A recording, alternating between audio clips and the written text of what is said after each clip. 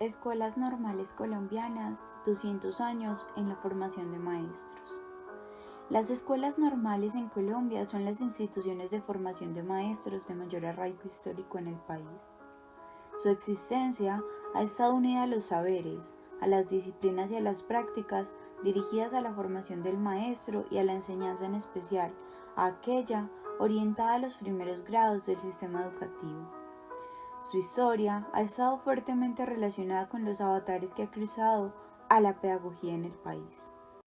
En el Congreso de Cúcuta de 1821 se plantea la necesidad de las escuelas públicas y la uniformidad del método a implementarse en ellas. Artículo 1. Habrá por lo menos una escuela de primeras letras en todas las ciudades, villas, parroquias y pueblos que tuvieran 100 vecinos y de ahí arriba. Artículo 14. El método de enseñanza será uniforme en todo el territorio de la República. Artículo 15. Se autoriza el mismo Poder Ejecutivo para que mande establecer en las primeras ciudades de Colombia escuelas normales del método lancasteriano o de enseñanza mutua, para que de allí se vaya difundiendo a todas las provincias. Congreso de la República, 1821, Ley Primera del 6 de agosto. A finales del siglo XIX, la pedagogía pestalozziana se fortaleció en las escuelas normales con el movimiento liberal instruccionista, el decreto orgánico de 1870, la primera misión alemana, la extensión de las normales de varones y la fundación de las normales femeninas. Las ideas de Pestalozzi eran conocidas y practicadas en las escuelas normales desde 1845, pero bajo la sombra de la enseñanza mutua, a la cual se buscó reformar. Zuluaga, 1984. Las nuevas reglamentaciones sobre instrucciones públicas dirigidas por el Gobierno de la Regeneración hará de los discursos y prácticas religiosas la base de la institución pública y la formación normalista. Las concepciones católicas se convierten en reguladoras de las prácticas y los saberes pedagógicos, quienes se apoyan en la metodología pestalozziana. Las ideas lasallistas, traídas por la comunidad de los hermanos cristianos de Francia, va a cumplir una función muy importante. Es de resaltar el manual de elementos de pedagogía y la labor pedagógica de don Martín Restrepo, el cual ocupó un papel destacado en este proceso de apropiación de las ideas pedagógicas de Pestalozzi y en la formación de maestros. Saldarriaga, 2003. La emergencia y apropiación de las ideas pedagógicas provenientes de la Escuela Activa Europea van a representar para las escuelas normales de Colombia un hecho paradójico.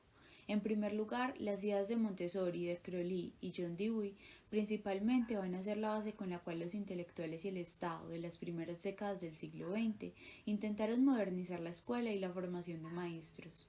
Este propósito se forjará en normales como la Normal Central, la Escuela Normal de Medellín y la Normal de Tunja, que jugaron un papel preponderante en la historia de la educación en el país. Pero por otro lado, las dificultades de la mayoría de las escuelas normales para apropiar estas ideas pedagógicas se constituye en la razón para ser señaladas de tradicionales, ser entregadas a los departamentos e incluso ser cerradas en algunas ocasiones. Bajo estos objetivos de modernización y bajo la influencia de las ciencias de la educación de origen francófono, se inicia la implementación de otro modelo de formación de maestros, las facultades de educación. Se posiciona un modelo opuesto a las escuelas normales y una concepción de la formación de educadores donde la pedagogía es sometida a una posición de marginalidad. De Tesanos, 2005. Las disposiciones legislativas para la educación normalista desde la década del 60 hasta la Ley General de Educación de 1994 marcan la concepción de la tecnología educativa. Los gobiernos conservadores y liberales van a poner en marcha una serie de reformas que colocaron el estatuto de saber y la existencia misma de las normales en la cuerda floja. Subsiste la escuela normal como aparato, pero desprovista de la función de formar maestros. Estas instituciones son incluidas dentro de las políticas generales de la educación media, orientadas principalmente por las actividades denominadas técnicas vocacionales. La década del 70, las escuelas normales funcionarían encerradas en el bachillerato denominado tecnológico, modalidad llamada pedagógica y la diversificación educativa. La repetición lineal del diseño instruccional que plantea buscar crear una nueva mentalidad en los maestros, regida por los criterios de la planeación meticulosa y lineal de la enseñanza, aspectos que se consolidan en el concepto de currículo. Esta propuesta no solo empobreció la escuela normal, sino también la presencia de la pedagogía y la didáctica, y por ende el saber del maestro. Aunque la reestructuración de las escuelas normales se presentó en el año 1994 como un elemento novedoso, esta palabra ya circulaba de manera especial. Desde finales del 80 en los fueros y propósitos del ministerio y en las escuelas normales como fantasma o esperanza. No obstante, al finalizar la década del 80 en el Ministerio de Educación se debatía con fuerza otra opción, la vía asumida por los países europeos y la mayoría de Latinoamérica, la extinción de las escuelas normales. Durante la segunda mitad del siglo XX, las escuelas normales en el territorio nacional alcanzaron un número considerable. En el 90 eran 206. Su existencia va a ser criticada desde los discursos planteados por las teorías de la planificación y los análisis estadísticos, fundados en la eficiencia y la eficacia, costo-beneficio. Se desarrollan dos investigaciones de cooperación internacionales para reestructurar las escuelas normales. En primer lugar, de la misión francesa en 1968 y luego la orientada por la UNESCO a finales de la década del 70. La primera orientó su crítica a la poca cantidad de los contenidos académicos en los planes de estudio, a la alta cantidad de materias pedagógicas, a la existencia de las prácticas pedagógicas en el bachillerato normalista y ante todo una gran desconfianza en la capacidad de las escuelas normales para la formación de maestros.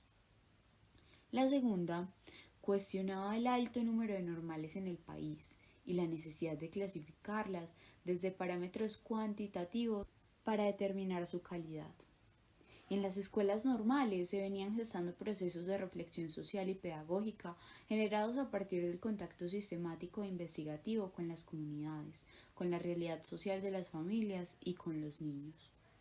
Estos elementos y las fortalezas que ofrecía el movimiento pedagógico en el país y la nueva constitución contribuyeron a que en el momento las escuelas normales no esperaran de manera pasiva su destino, como en momentos anteriores. La movilización de las normales y las comunidades en sus respectivas localidades, y luego en la toma que realizaron de Bogotá, en el momento en el que se estaba discutiendo la Ley General de Educación para solicitar y argumentar la validez de las escuelas normales, fue un hecho que demarcó el sendero de estas instituciones. La reestructuración planteada en la Ley 115 de 1994 fue un logro del movimiento normalista por la existencia de su tradición. La reestructuración constituyó para las escuelas normales una opción histórica que demarcaba las posibilidades de desaparecer o de enfrentar la responsabilidad de autorreconstruirse a partir del análisis crítico de sus potencialidades y el reconocimiento de sus deficiencias.